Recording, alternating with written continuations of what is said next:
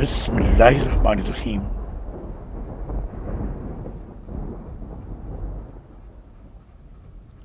اے ایمان والو،